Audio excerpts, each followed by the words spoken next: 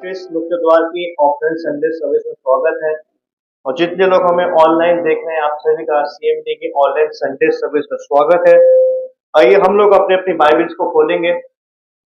हम लोग अपने अपनी बाइबल्स में निकालेंगे सपन्या नबी की किताब 1092 नंबर पेज, पुराने नियम में सपन्या नबी की किताब तो तीसरा अध्याय 1092 number page, 1092 number page, old testament में सपन्या नबी की किताब तीसरा अध्याय 1 से लेके 5वीं आयत, 14वीं से 15वीं आयत और आखिर में 20वीं आयत। आप सबको मिल गया?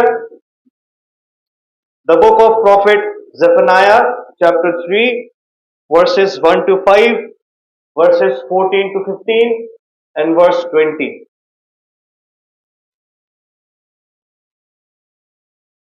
सपन्या नबी की किताब तीसरा अध्याय मैं आप सभी के सामने पढ़ना चाहूंगा।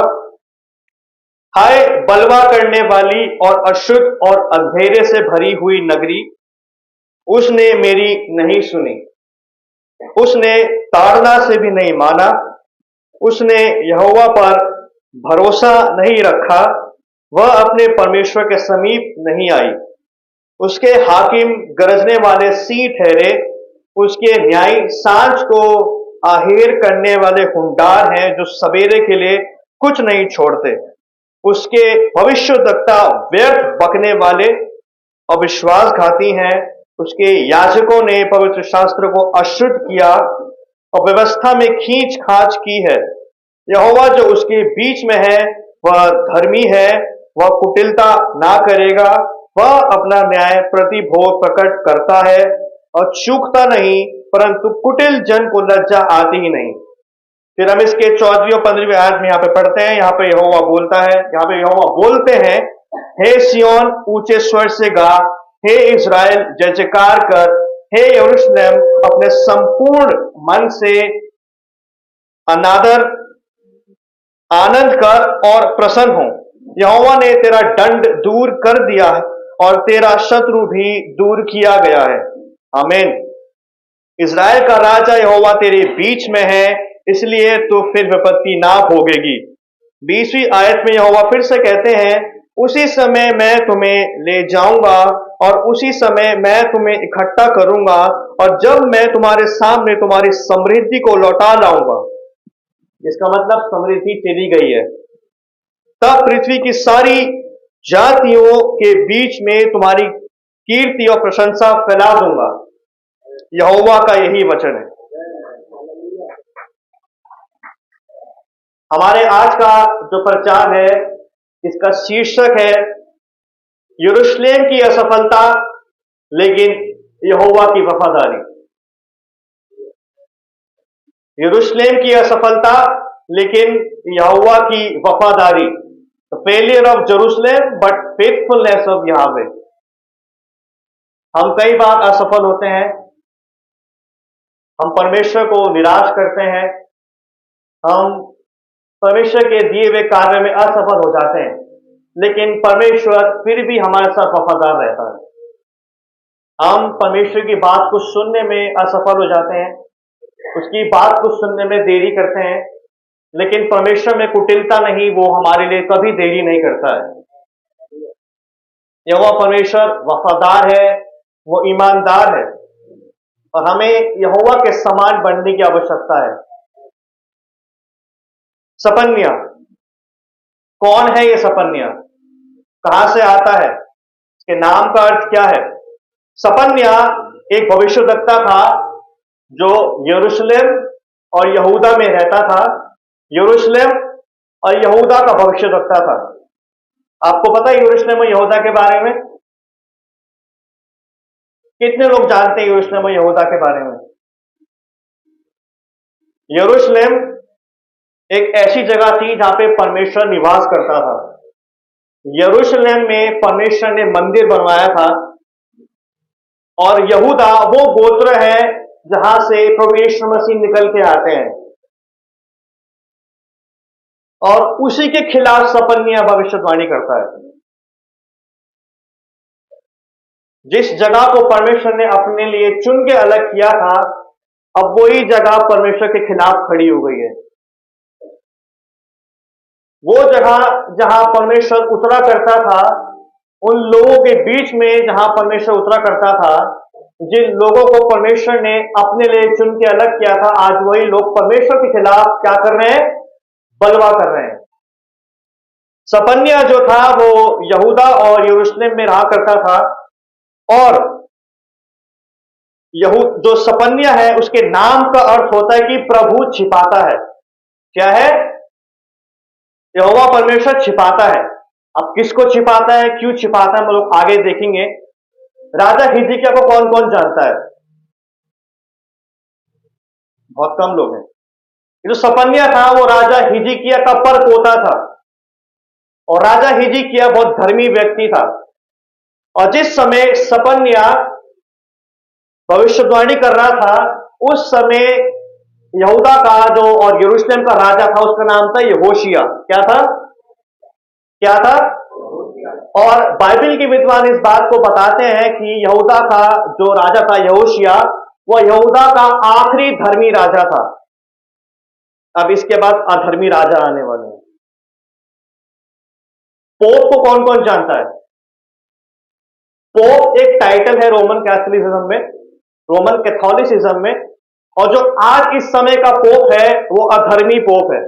लेकिन इससे पहले जो पोप आए वो रोमन कैथोलिक जरूर थे, लेकिन वो वचन में दृढ़ थे।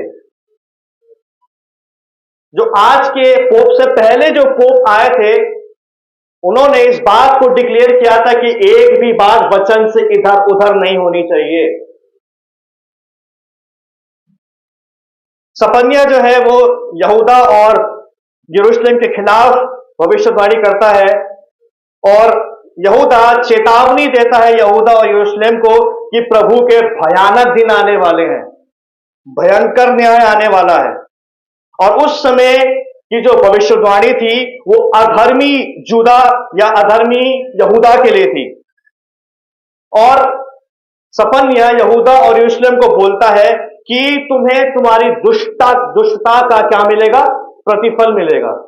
जो तुमने अधर्म किया है, जो तुमने पाप किया है, उसका तुम्हें प्रतिफल मिलेगा।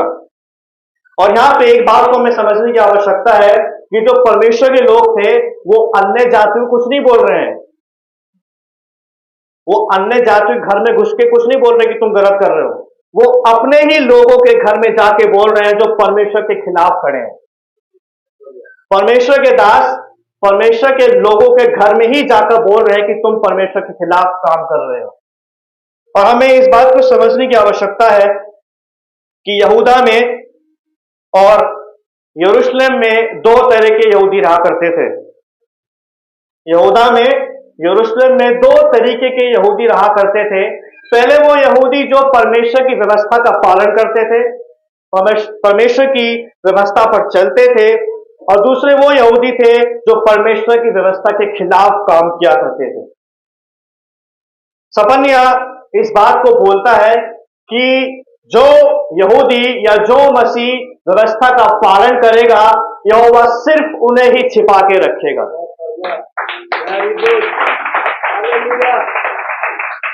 सपन्या बोलता है जो यहूदी, जो मसीह व्यक्ति, जो कलीसिया प्रभु यीशु मसीह के वचन का पालन करेगी, सिर्फ वही कलीसिया, वही लोग विपत्ति के दिन से बचा के रखे जाएंगे। और जो लोग, जो यहूदी मसीह या परमेश्वर की व्यवस्था के खिलाफ जाएंगे, वो विपत्ति के चपेटे में आ जाएंगे। ये जो शब्द हैं वो सपन्या के नहीं है, ये शब्द स्वयं यहोवा परमेश्वर के हैं। और लोग जो हैं आज के जमाने में सपन्या को बुरा भला कहते हैं, क्योंकि वो परमेश्वर के शब्दों को लेके आया है। सपन्या अपने मन से किसी के खिलाफ कोई भड़ास नहीं निकाल रहा है, वो किसी पे दोष नहीं लगा रहा है, वो स्वयं यहोवा परमेश्वर की बात को बोलता है। और सपन्या अपने इस पुस्तक में यहोवा को बताता है कि जो यहोवा है वो धर्मी है, वो कुटिलता नहीं करता, और वो सारे आराधना, सारे आदर के योग्य है। ये है सपन्या का मेन मुख्य पर्पस। ये मुख्य उसका थीम है कि वो बताना चाहता है कि जो हमारा यहोवा परमेश्वर है वो धर्मी है, वो जस्ट है, वो जस्टिस करता है, कुटिलता नहीं करता, मनुष्य के समान नहीं है, और उसको सारा आदर दिया जाए। सिर्फ वही है जो सारे आदर के योग्य है। पहली और दूसरी आयत को हम पढ़ेंगे, क्या लिखा है। हाय बलवा करने वाली और अशुद्ध और अंधेरे से भरी हुई नगरी, उसने मेरी नहीं सुनी, उसने ताड़ना से भी नहीं माना, उसने यहोवा पर भरोसा नहीं रखा, वह अपने परमेश्वर के समीप नहीं आई। याद रखिए ये शब्द परमेश्वर के हैं जो सपन्या लेके आ रहा है। सपन्या जो था वो यरूशलेम को और यहूदा को चेतावनी देता है। क्या चेतावनी देता है। हम जब इसके दूसरे अध्याय में आते हैं, सपन्या की दूसरे अध्याय चौथी आयत के ऊपर हेडिंग क्या लिखा है, इज़राइल के पड़ोसी राज्यों का पतन। यहां पे सपन्या इज़राइल के, यहूदा के उन यहूदियों को बोलते हैं जो परमेश्वर के खिलाफ जाते हैं। सपन्या बोलता है कि सुधर जाओ वरना तुम्हारा भी पतन हो जाएगा जैसे तुम्हारे पड़ोसियों का पतन हुआ है। यहां पे जो पहला शब्द परमेश्वर बोलता है, हाय बलवा करने वाली अशुद्ध और अंधेरे से भरी हुई नगरी। जब हम इसके सही अर्थ को जानते हैं, जब हम इसके इब्रानी शब्द को पहचानते हैं, हाय, हाय का मतलब होता है कि अब यहूदा और यरूशलेम नाश होने वाला है। यहूदा और यरूशलेम अब नाश होने वाले हैं, लुप्त होने वाले हैं। हाय का मतलब यह है कि उन्होंने परमेश्वर को क्रोधित किया है। हाय का मतलब यह है कि उन लोगों ने जो परमेश्वर की व्यवस्था को तुच्छ जानते हैं, जो परमेश्वर के वचन के खिलाफ काम करते हैं, अब उनका नाम निशान मिटने वाला है। एक चेतावनी देता है। क्यों परमेश्वर यहोवा इज़राइल को, यरूशलेम को, यहूदा को चेतावनी देते हैं? क्योंकि जब हम निर्गमन में जब आते हैं तो परमेश्वर ने इन्हीं लोगों की आहों कराहों को सुनकर, इनके रोने को सुनकर परमेश्वर इन पे दया की और इन लोगों को अपने लिए अलग किया। यरूशलेम और यहूदा को परमेश्वर ने अपने लिए चुन के अलग किया था। यहोवा परमेश्वर हमेशा से चाहता था, चाहते हैं और चाहते रहेंगे कि परमेश्वर के लोग पवित्र बने, परमेश्वर के लोग परमेश्वर के समान बने, परमेश्वर के लोग दूसरे देशों की, दूसरे लोगों की अशुद्धता से बचते रहें। और परमेश्वर यह चाहता है कि परमेश्वर के लोग जिनको परमेश्वर ने अपने लिए चुनकर अलग किया है, वो दूसरे देशों के समान, दूसरे लोगों के समान बलवा करने वाले ना बने।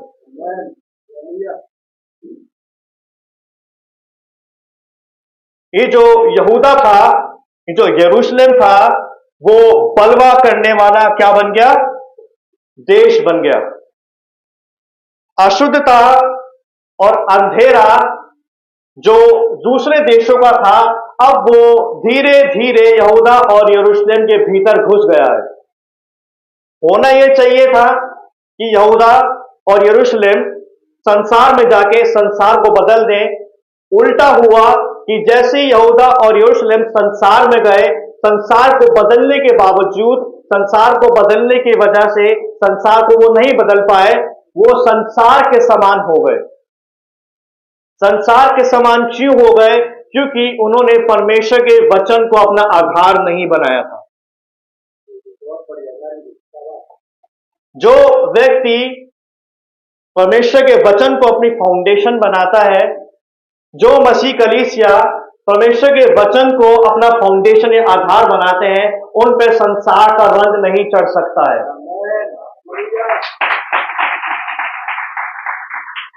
अब जो बातें दूसरे देशों में थी, बलवा करना, अशुद्धता, व्यभिचार, पाप, कुटिलता, अब वो धीरे धीरे करके यहूदा के अंदर, यरूशलेम के अंदर अपने पैर पसार रही है। लेकिन याद रखे, यहोवा अभी भी जिंदा है। परमेश्वर ये नहीं चाहता था कि यहूदा और यरूशलेम संसार के समान बन जाए। परमेश्वर खड़ा था और बोल रहा था, मैं देखता हूं कि तू कैसे मेरे लोगों को बिगाड़ता है। यहोवा परमेश्वर खड़े होकर यरूशलेम और यहूदा के अंदर फैलते हुए अशुद्धता को देख के बोल रहा था कि मैं देखता हूं कि तू इनको कितना खराब करता है। यरूशलेम बलवा करने वाली बन गई थी, अशुद्ध बन गई थी। होना यह चाहिए था कि यहूदा और यरूशलेम परमेश्वर के लिए बोलते। होना यह चाहिए था कि यहूदा और यरूशलेम परमेश्वर का प्रचार करते। हो यह गया कि यहूदा और यरूशलेम यहोवा के खिलाफ बोलने लग गए। कितनों को बात समझ आई? जिस परमेश्वर ने यहूदा को, यरूशलेम को, इज़राइल को शैतान की गिरफ्त में से निकाला, उनके दुख दर्द पीड़ाओं को परमेश्वर ने दूर किया, जिस परमेश्वर ने अच्छाई करी, जिस परमेश्वर ने भलाई करी, आज यहूदा और यरूशलेम मुड़कर यहोवा से बोलता है कि तूने हमारे साथ क्या भलाई की। परमेश्वर की अच्छाइयों को भूल गए, परमेश्वर की भलाइयों को भूल गए, और आज यहूदा और यरूशलेम परमेश्वर के खिलाफ बोलते हैं। होना यह चाहिए था कि यहूदा और इज़राइल परमेश्वर के लिए खड़े होते, लेकिन आज यहूदा और इज़राइल परमेश्वर के विरुद्ध खड़े हैं। वो परमेश्वर से बोलते हैं खुल के कि तूने हमारे साथ क्या भलाई की। परमेश्वर भलाई गिनवा सकता है, लेकिन वो हमें लज्जित करना नहीं चाहता। नैतिक पतन जो था वो यरूशलेम और यहूदा के भीतर अब प्रवेश कर चुका है। सांसारिक बातें अब कलीसिया में भीतर घुस चुकी हैं। LGBTQ कलीसिया में घुस चुका है। आदमी की आदमी से शादी कलीसिया में प्रवेश कर चुकी है। स्त्री से स्त्री की शादी कलीसिया में घुस चुकी है। क्यों घुस चुकी है? क्योंकि कलीसियाओं ने परमेश्वर के वचन को अपना आधार नहीं बनाया है। चोरी चलाकी कलीसियाओं में घुस चुकी है। व्यभिचार कलीसियाओं में घुस चुका है। पाप कलीसियाओं में घुस चुका है। फैशन ट्रेंड फॉलो करना कलीसियाओं में घुस चुका है। ये जो कलीसिया उस समय की थी, यहूदा और यरूशलेम, उन्होंने भविष्यद्वक्ताओं को सुनने से इनकार कर दिया। अब जिस पास्टर की, जिस पासवान की बात एक समय बहुत अच्छी लग रही थी, आज वही बात पास्टर साहब की कड़वी लग रही है। जो वचन, जो बातें भैया की अच्छी लगा करती थी, आज वही बातें भैया की कड़वी लग रही हैं। क्योंकि बलवा, अशुद्धता और अंधेरा घुस चुका है। जैसे हमारे पड़ोसी अंधेरे में, हम वैसे ही उनके समान अंधेरे में पड़ गए हैं। जिन प्रचारों पे तालियां बजा करती थी, उन प्रचारों पे आज तालियां भी नहीं बजती हैं। जिन प्रार्थनाओं में हाँ और आमीन के साथ शामिल हुआ जाता था, उन प्रार्थनाओं में मुंह बना के बैठा जा रहा है। बलवा करने वाली, हाय बलवा करने वाली, अशुद्ध और अंधेरे से भरी हुई नगरी। याद रखें, ये यरूशलेम वो जगह है जहां पे परमेश्वर ने अपना मंदिर बनवाया था कि यहां मेरे लोग मेरी उपासना करेंगे। आगे क्या बोलता है? उसने मेरी नहीं सुनी, उसने ताड़ना से भी नहीं माना, उसने यहोवा पर भरोसा नहीं रखा, वो अपने परमेश्वर के समीप नहीं आई। ताड़ना का मतलब है कि यहूदा और यरूशलेम ने परमेश्वर के अनुशासन को भी रिसीव नहीं किया, तभी आज ये हाल है। जो मसीह, जो कलीसियाएं परमेश्वर के अनुशासन को अपने जीवन में लेते नहीं है, उनकी हालत ऐसी बन जाती है, यहूदा और यरूशलेम के समान, जो अंधेरे में पड़ी रहती हैं। बाइबल का सिद्धांत है अनुशासन, डिसिप्लिन। संसार के लोग कितना डिसिप्लिन करते हैं? सुबह 5 बजे उठते हैं, सुबह 4 बजे उठते हैं, रनिंग करते हैं, अपनी बॉडी को क्या करते हैं?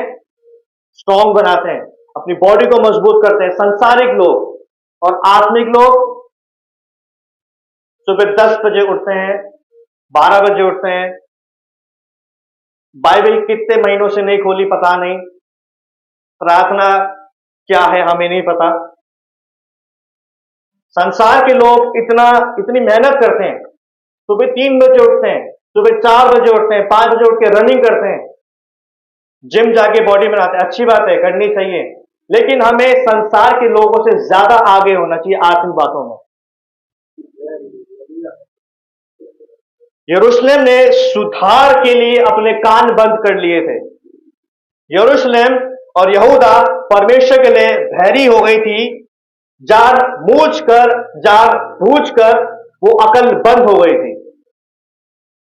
एक होता है अकलमंद, एक होता है अकलबंद। मैंने बताया था आपको फरीसी क्या थे? आपकी आवाज नहीं आई। क्या थे? क्या थे? अकलबंद थे, अकलमंद नहीं थे। उसी प्रकार यरूशलेम और यहूदा बहरे हो गए। अब पास्टर साहब की पासबान की आवाज नहीं आती है। क्या बोला भाई साहब? दोस्त की आवाज ज्यादा आती है, पड़ोसी की आवाज ज्यादा आती है, वचन की आवाज नहीं आ रही है। सुधार के लिए आंख अंधी हो गई, कान बहरे हो गए, हाथ पैर जाम हो गए। अब जैसे दोस्त का बोला था भाई ट्रिप पे चल रहे, हाँ बिल्कुल चलेंगे। बाइक राइड पर चलना, हाँ बिल्कुल चलेंगे। सुबह 6 बजे जिम आ जाना, हाँ बिल्कुल। आज चेस्ट मारेंगे, शोल्डर्स मारेंगे, आप स्क्वाट 100 केजी जानी चाहिए, आज यूट्यूब शॉर्ट्स बनाएंगे, आज ऑनलाइन स्ट्रीमिंग करेंगे। इसके लिए हमारे कान खुले रहते हैं, घूमने के लिए। आज बर्गर खाने चलेंगे, संडे के दिन हमारे कान खुले रहते हैं। और जैसे ही संडे चर्च का नाम लिया, हाथ पैर जाम हो जाते हैं, कान बहरे हो जाते हैं, आंखें क्या हो जाती हैं? बंद। और अकल क्या हो जाती है? बंद। होना यह चाहिए कि हमें अपने आंख कान नाक मुंह संसार के लिए बंद करने चाहिए। हमारे आंख कान नाक मुंह उस परमेश्वर के लिए बंद हो गए जिसने हमें नीचे से ऊपर तक उठाया है। परमेश्वर कभी भी आपको ऊपर से नीचे नहीं लेके आता, वो आपको नीचे से ऊपर उठाता है। और संसार वही जहां आप ऊपर जा रहे होंगे आपकी टांग खींच के नीचे ले आता है। और वही संसार हमें पसंद है जो हमारी टांग को खींचता है, जो गलत काम करने के लिए धक्का मारता है, अच्छा काम करने से हमें खींचता है। और वही परमेश्वर हमें अच्छा काम करने के लिए खींचता है और गलत काम करने से वो हमें रोकता है। अच्छा काम करने के लिए वो आपको पीछे खींचेगा पहले, फिर आपको अच्छे काम की ओर लेके जाएगा। गलत काम करने से आपको पीछे लेके आएगा। वो आपके अंदर एक सेंस डालता है, वो रिस्पॉन्सिबिलिटी डालता है कि हम अच्छा काम करें। तीसरी आयत में क्या लिखा है और चौथी आयत में क्या लिखा है? यहोवा बोलते हैं, उसके हाकिम गरजने वाले सिंह ठहरे, उसके न्याय साँझ को आहेर करने वाले हुनदार हैं, जो सवेरे के लिए कुछ नहीं छोड़ते। उसके भविष्यद्वक्ता व्यर्थ बकने वाले विश्वासघाती हैं। उसके याजकों ने पवित्र शास्त्र को अशुद्ध किया और व्यवस्था में क्या की है? खींच खाच। बाइबल के विद्वान इस बात को बताते हैं कि यहूदा में, यरूशलेम में 4 मुख्य अगुवे थे। कितने थे? 4 मुख्य अगुवे थे। पहले अगुवे थे हाकिम, जो सरकारी और सेना से रिलेटेड मामलों को देखते थे। पहले थे हाकिम जो सरकारी मामले देखते थे और यहूदा और यरूशलेम की सेना को देखते थे, मिलिट्री वाले थे, कर्नल्स थे, वहां के लेफ्टिनेंट्स थे। दूसरे थे न्यायी, जो कानूनी विवाद देखते थे, जो कानूनी मामले देखते थे, जो यहूदा और इजराइल के, यहूदा यरूशलेम के कोर्ट में बैठते थे। दूसरे जो हाकिम थे या दूसरे जो न्याय थे वो थे भविष्यद्वक्ता। तीसरे अगुवे थे भविष्यद्वक्ता, जो परमेश्वर के संदेशों को लेकर आते थे, भविष्यवाणी करते थे, जो आज के समय में सबसे ज्यादा पसंद किए जाने वाले लोग हैं, प्रॉफिट्स। चौथे मुख्य अगुवे थे याजक। कौन थे? याजक, जो बलि चढ़ाया करते थे। जो तंबू की सेवा करते थे। चार अगुवे थे। पहला कौन था? हाकिम। दूसरे थे न्यायी। तीसरे थे भविष्यद्वक्ता, फेवरेट पीपल, प्रॉफिट्स। और चौथे थे याजक, महायाजक, जो तंबू की सेवा करते थे। होना यह चाहिए था कि ये चारों अगुवे लोगों की सेवा करते, इन्होंने लोगों से अपनी सेवा करवाई। होना यह चाहिए था कि जो इज़राइल के जो अगुवे थे, यहूदा के, यरूशलेम में जो अगुवे थे, हाकिम, न्यायी लोग, भविष्यद्वक्ता, महायाजक, होना यह चाहिए था कि इज़राइल के लोगों की, यहूदा के लोगों की, यरूशलेम के लोगों की सेवा करे। ये अपनी सेवा लोगों से लेते थे, अपनी सेवा करवाते थे। यीशु मसीह ने क्या बोला कि मैं क्या करने आया हूं? मैं सेवा करवाने नहीं, मैं सेवा करने आया हूं। और आज के जमाने में उल्टा हो गया है। पादरी, प्रचारक, भविष्यद्वक्ता सेवा करते नहीं है, वो सेवा करवाते हैं। यहां पे क्या लिखा है कि उसके हाकिम गरजने वाले सी ठहरे, उसके न्याय सांझ को आहेर करने वाले हुंदार हैं, जो सवेरे के लिए कुछ नहीं छोड़ते, कोई सबूत नहीं छोड़ते कि हमने गलत किया है। गलत किया है, रात को ही सबूत मिटा दिया कि सुबह किसी को पता नहीं लगना चाहिए कि भैया ने गलत किया है। रात को ही वो आदमी को गायब करवा देते थे। रात को ही जिन लोगों के साथ गलत किया है उनको घूस दे देते थे कि वहां तक बात नहीं पहुंचनी चाहिए कि हम गलत हैं।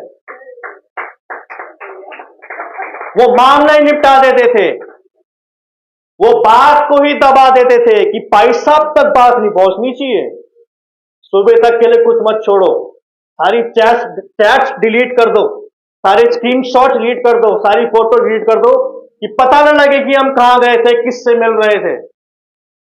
जानवरों से भी बदतर हो गए थे। हाकिम, न्याय, भविष्यद्वक्ता, महायाजक, याजक खुद के लिए धन बटोरते थे, अपनी जेबों को भरते थे। जो दान कलीसियाओं के लिए जमा होता था, उस दान में से चुरा लिया करते थे।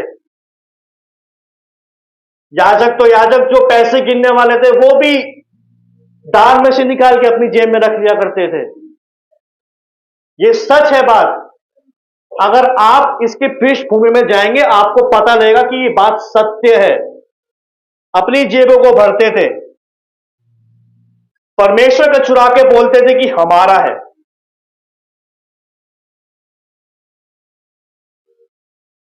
और जो विश्वासी, जो ईमानदारी, जो वफादार यहूदी थे, उनको धमकाते थे, उनको डराते थे कि हमारी सच्चाई बाहर नहीं आनी चाहिए, आपको जितना पैसा चाहिए हम देंगे, आप कीमत बोलो। जो भविष्यद्वक्ता थे, वो झूठे दर्शन दिखा के लोगों को इंप्रेस करते थे कि फलानी तारीख तक तू यूएस चला जाएगा, आने वाले महीने तक तेरा वीजा लग जाएगा कनाडा का, तेरा बिजनेस बढ़ने लगेगा। होना यह चाहिए था कि वो सुधार की बातों को लेके आते, वो लोगों को कनाडा, यूएस भेज रहे हैं, और वीजा भी नहीं आता था, पैसे खत्म हो जाते थे। भविष्यद्वक्ता का असली काम बताऊं आपको क्या होता है? क्या होता है?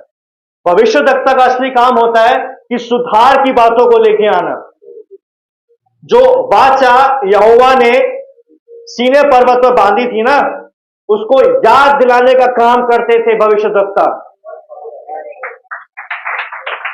भविष्यद्वक्ता कभी यूएस नहीं भेजता था, वो इजरायली को दूसरा नगर नहीं भेजता था, वो सुधार की बातें करता था।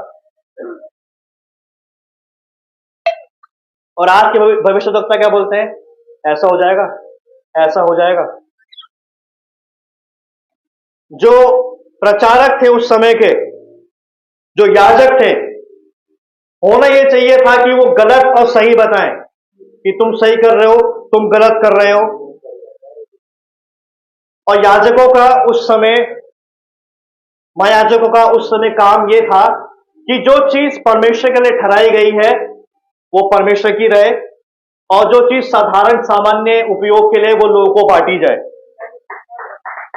लेकिन हो यह रहा था कि जो चीज परमेश्वर के लिए ठहराई गई है वो परमेश्वर से भी छीन लिया करते थे। परमेश्वर को पहले डेडिकेट कर दी, सबके सामने बता दिया कि प्रभु ये आपका है, और जैसे लोग गए, आंख खोल के वो चीज अपने घर ले गए। महायाजक जो थे, उनका काम था कि तंबू की सेवा करें। और वहां के याजक क्या करते थे, तंबू में से सामान निकालते थे, नया सामान अपने घर में रखते थे और अपने घरों का पुराना सामान तंबू में लाया करते थे। आपको बात समझ आ रही है? परमेश्वर के भवन में जो नई नई चीजें रखी थी, वो अपने घर ले जाते थे और अपने घर से सड़ी गली चीजें वो परमेश्वर के तंबू में रखते थे।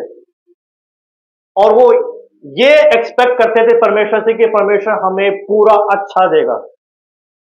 परमेश्वर हमें कैसे अच्छा दे सकता है जब हम परमेश्वर को सड़ी गली चीजें दे रहे हैं।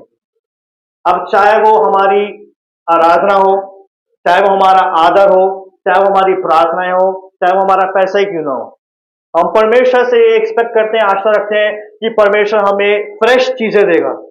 और हम परमेश्वर को कैसी चीज दे रहे हैं? सड़ी गली चीजें। उसमें सारी चीजें आती हैं। 5वीं आयत में यहोवा परमेश्वर सपन्ने के द्वारा क्या बोलता है? यहोवा जो उसके बीच में है वह धर्मी है, वह कुटिलता ना करेगा, वह अपना न्याय प्रति भोर प्रकट करता है और चूकता नहीं, परंतु कुटिल जन को लज्जा आती ही नहीं। मनुष्यों की असफलताओं के बावजूद भी परमेश्वर यरूशलेम के बीच में है और लोगों के बीच में है। याद रखें, मैंने आपको बोला था कि यहूदा और यरूशलेम में दो तरीके के लोग थे। पहले वो जो व्यवस्था के खिलाफ चलते थे, दूसरे वो जो व्यवस्था के अनुसार चलते थे, जो व्यवस्था का पालन करते थे। अब हम सोचेंगे कि ऐसे करप्ट, ऐसे दुष्ट लोगों के बीच परमेश्वर क्या कर रहा है? परमेश्वर उन लोगों की वजह से यहूदा और इस्राएल में था जो उसकी बात को सुनते थे। दुष्ट लोग ये भूल जाए कि परमेश्वर उनकी वजह से है।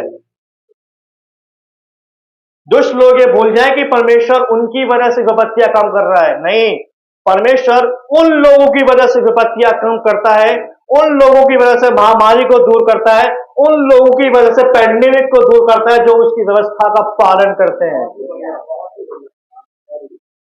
परमेश्वर दुष्टों के साथ नहीं रहता। एक स्थान पे दो तरीके के लोग पाए जाते हैं, दुष्ट भी और धर्मी भी। परमेश्वर धर्मियों की वजह से उनके बीच में रहता है और वो अधर्मी धर्मी दोनों का पालन पोषण करता है। और दुष्ट ये बात देख के समझ जाते हैं कि परमेश्वर हमारे साथ है। वो तुम्हारे साथ नहीं है, वो तुम्हारे दोस्त के साथ है जो सच्चे मन से परमेश्वर के पीछे चल रहा है। वो दुष्टों का और धर्मियों दोनों का पालन करता है, दोनों का पालन पोषण करता है, दोनों को खिलाता है। 14वीं और 15वीं आयत को हम पढ़ेंगे, जल्दी जल्दी पढ़ेंगे। यहां पे क्या लिखा है? हे सिय्योन ऊंचे स्वर से गा, हे इस्राएल जय जयकार कर, हे यरूशलेम अपने संपूर्ण मन से आनंद कर और प्रसन्न हो। यहोवा ने तेरा दंड दूर किया और तेरा शत्रु भी दूर किया गया। इस्राएल का राजा यहोवा तेरे बीच में है, इसलिए तू फिर विपत्ति ना भोगेगी। 20वीं आयत में यहोवा बोलते हैं, उसी समय मैं तुम्हें ले जाऊंगा और उसी समय मैं तुम्हें इकट्ठा करूंगा, जब मैं तुम्हारे सामने तुम्हारी समृद्धि को लौटा लाऊंगा। मतलब समृद्धि खत्म हो गई है, अब वापस आ रही है। उन लोगों की वजह से जो परमेश्वर पर दिन रात ध्यान दिए रहते हैं, उन लोगों की वजह से समृद्धि कीर्ति वापस आ रही है जो परमेश्वर की व्यवस्था को पढ़ते हैं, इसका पालन करते हैं और जैसा परमेश्वर बोलता है बिना डिस्कशन के, बिना वाद विवाद के परमेश्वर की बात को फॉलो करते हैं। तब पृथ्वी की सारी जातियों के बीच में तुम्हारी कीर्ति और प्रशंसा फैला दूंगा। इसका मतलब पहले बदनामी हो रही थी, अब अच्छाइयां हो रही हैं। पहले लोग बुराई करते थे, अब लोग तारीफ कर रहे हैं। और तारीफ इसलिए परमेश्वर करवाएगा उन लोगों की वजह से जो व्यवस्था का पालन करते हैं। दुष्टों की बुराई होती रहेगी और भले लोगों की अच्छाइयां होती रहेंगी। यहूदा को लोग इसलिए याद करते रहेंगे क्योंकि उसने सुसाइड किया था। पतरस को लोग इसलिए याद करते रहेंगे और करते हैं क्योंकि उसने माफी मांगी थी। हनन्याह सफीरा को लोग यूं याद करते हैं कि उन्होंने झूठ बोला था। प्रिस्किल्ला अक्विला को लोग इसलिए याद करते हैं क्योंकि उन्होंने परमेश्वर के लोगों को ट्रेन किया। मिरियम और हारून को लोग इसलिए याद करते हैं क्योंकि उन्होंने परमेश्वर के जन के खिलाफ बात की थी।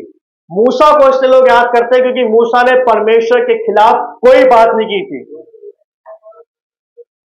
लोग यीशु मसीह को इसलिए याद करते रहेंगे क्योंकि यीशु मसीह अपने पिता के अधीन रहा था। सबसे बढ़िया उदाहरण हमारे लिए यीशु मसीह है। वो व्यवस्था का पालन करता था और व्यवस्था को तोड़ने नहीं आया था, व्यवस्था को पूरा करने आया था। वो परमेश्वर के वचन के खिलाफ कभी नहीं गया। और शैतान भी हक्का बक्का रह गया कि इसको मैं कैसे फंसाऊं। इसलिए नहीं फंसा पाया क्योंकि उसके मन में, उसके दिल में परमेश्वर के वचन थे। अब दुष्ट लोग शैतान की बातों में इसलिए आ जाते हैं क्योंकि वो वचन से दूर रहते हैं। जो मसीह वचन से दूर रहता है, जो मसीह इस बाइबल से दूर रहता है, वो फंस जाता है और उसको लगता है कि परमेश्वर की बात है। और जो मसीह वचन के साथ रहता है उसको पता लग जाता है कि बात शैतान की है, यीशु मसीह की है। इसलिए दुष्ट व्यक्ति का सुख कुछ समय तक रहता है। दुष्ट व्यक्ति के लिए चीजें कुछ समय तक अच्छी रहती हैं, लेकिन जो धर्मी व्यक्ति होता है उसके सुखों का कभी अंत नहीं होता है। जो व्यक्ति परमेश्वर के वचन का पालन करता है उसके लिए अच्छी बातों का कोई अंत नहीं होता है। परमेश्वर ने यहूदा का, यरूशलेम का दंड दूर किया है और दुष्टों को भी दूर कर दिया जिनकी वजह से दंड आया था। उन लोगों को ही लुप्त कर दिया जिनकी वजह से बुराइयां हो रही थी। उन लोगों को ही हटा दिया जो पाप करवाते थे और पाप में गिराते थे। बाइबल ने इस बात को लिखा कि अपने उन अंगों को काट दो जो तुम्हें पाप करवाते हैं। परमेश्वर ने उन अंगों को ही काट दिया, ले आप करवा के दिखाओ बुराई। उन लोगों को ही हटा दिया, कलीसिया से हटा दिया जो दंड लेके आते हैं, जो दुष्टता को लेके आते हैं। और कलीसियाओं में छटनी हो रही है और होनी चाहिए, और हमें परमेश्वर को काम करने देना चाहिए क्योंकि जब पीले पत्ते हटेंगे तभी हरे पत्ते आएंगे। परमेश्वर ने दंड दूर किया, दुष्टों को भी निकाल दिया जिनकी वजह से दंड आया था। प्रभु यीशु मसीह ने पाप को ही हटा दिया, मौत को ही हटा दिया प्रभु यीशु मसीह ने। अब कौन रोकेगा हमारी कीर्ति? कोई नहीं। अब कौन रोकेगा हमारा ऐश्वर्य? अब कौन रोकेगा हमारी कीर्ति को? कौन रोकेगा हमारे अच्छे दिन? कोई नहीं रोक सकता क्योंकि परमेश्वर ने उन्हीं को हटा दिया जो बुरे दिन लाते हैं। आइए हम लोग प्रार्थना करें और हम सब पवित्र आत्मा की मदद को मांगे कि पवित्र आत्मा हमारी मदद करे कि हम परमेश्वर के वचन के खिलाफ ना जाएं, बल्कि परमेश्वर के वचन को पालन करते रहें। आइए हम लोग अपनी अपनी आंखों को बंद करें आज की सुबह और बोले प्रभु को कि प्रभु आपका ये वचन हमारे अंदर काम करने पाए, कि प्रभु यीशु मसीह मैं ऐसा व्यक्ति ना बनूं जो दंड लेके आए। मैं दुष्ट व्यक्ति नहीं बनना चाहता प्रभु, मैं अंधेरे से भरा हुआ व्यक्ति नहीं बनना चाहता। मेरे अंदर की अशुद्धता को, मेरे अंदर के बलवेपन को प्रभु जब निकाल के बाहर करें। प्रभु यीशु मसीह आपका धन्यवाद कि ये वचन बड़ी सिधाई से हमारे पास पहुंचा है। ये वचन प्रभु जी हमारे अंदर काम करने पाए। और प्रभु जी आपसे विनती है कि आप हमें छिपा के रखें पाप से, व्यभिचार से, हर एक तरीके के पाप से प्रभु जी आप हमें बचा के रखें और कोई कुटिलता हमारे अंदर ना रहने पाए। प्रभु जी आपने हमें अपने लिए चुन के अलग किया है। Lord we declare that we are a holy nation, lord we declare that we are a priestly kingdom, and lord we declare that we are chosen by you. Lord, we thank you that you have chosen us to be your people. Lord, we thank you that we are your treasured possession. तो वो आपका धन्यवाद देते हैं कि हम आपके लोग हैं। प्रभु जी आपका धन्यवाद देते हैं कि हम आपके चुने हुए हैं। प्रभु जी ये बीमारियों को हमारे ऊपर कोई अधिकार नहीं है, इन दुष्टात्माओं को प्रभु जी हमारे पर कोई अधिकार नहीं है, इस पाप को हमारे पर कोई अधिकार नहीं है। कलीसिया अपने अधिकार को इस्तेमाल करे और अपने ऊपर सारी बीमारियों को हटाए आज की सुबह। उन सारी नेगेटिविटी को हम हटाए यीशु मसीह नासरी के नाम से। क्योंकि हम परमेश्वर के हैं, हम परमेश्वर के संतान हैं, हम एक चुना हुआ गोत्र हैं, हम चुने हुए लोग हैं। कलीसिया इस्तेमाल करें अपने अधिकारों को और बोले कि मुझ पे सिर्फ मेरे प्रभु यीशु मसीह का अधिकार है। हम अपने डरों के सामने प्रभु के नाम की घोषणा करें, हम अपनी बीमारियों के सामने ललकारें कि मैं सिर्फ प्रभु यीशु मसीह का हूं। हम उन दुष्टात्माओं के सामने यीशु मसीह के नाम ले जो हमें डराती हैं, प्रभु यीशु मसीह हमारे साथ है, वो हमारे पक्ष में है। हम इस नाम का इस्तेमाल करें। प्रभु जी, हमारे ऊपर सिर्फ और सिर्फ आपका अधिकार है। सारी अशुद्धताएं मेरे जीवन से जाती रहे, सारी उदंडता प्रभु जी मेरे जीवन से जाती रहे। मैं सारी प्रभु जी अंधकार की चीजों को आपके नाम से बांध देता हूं और अपने जीवन से बाहर निकलने की आज्ञा देता हूं। और प्रभु यीशु मसीह, मैं अपने जीवन में आपकी उपस्थिति को खोलता हूं। सारे जुए पवित्र आत्मा जी आपकी सामर्थ्य द्वारा तोड़े जाएं और होली स्पिरिट अपनी पवित्र आंख से हमारे जीवन की सारी धाड़ झंकार को आप जला के नाश करें। हम बलवा करने वाले नहीं बल्कि अधीनता स्वीकार करने वाले बने। हम अशुद्ध नहीं बल्कि शुद्ध लोग बनने पाए। और प्रभु यीशु मसीह, हम आपके पर्पस को और आपके प्रभु जी कार्य को पूरा करने वाले हो सके। धन्यवाद देते हैं यीशु मसीह, इस प्रार्थना को हम आपके नाम से मांग लेते हैं। आप सभी को जय मसीह की।